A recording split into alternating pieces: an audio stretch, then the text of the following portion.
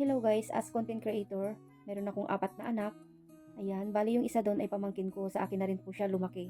Sa pag pumapasok sila sa school, ako talaga yung naghahatid sundo sa kanila. Ako lang talaga yung nagmamanage. Ayan, sa everyday routine namin kasi yung asawa ko stay in siya sa trabaho. Kaya para sa akin, bawat segundo ay napakalaga sa akin. Ang dami kong ginagawa dito sa bahay. Ayan, nagtitinda ko ng, meron din po akong konting business dito. Nagtitinda ko ng Graham. Ayan, sa gabi ko ginagawa. Sa umaga, kinakat ko naman. So, pagkatapos kong kumain dito, ayan, ikakat ko yung ginawa ko kagabi na Graham. Then guys, kain na tayo. Yung ulam ko pa pala ngayon ay ginisang ampalaya na may itlog. Tapos, silongganisa at saka may atsara ako dito. Ayan. So, ang maganda talaga pag nasa bahay ka, kahit nasa bahay ka lang ay may income ka rin kahit papano para yung pambili mo sa sarili mo ay hindi mo na kailangang hingiin sa asawa mo. So, ayan po yung aking mindset.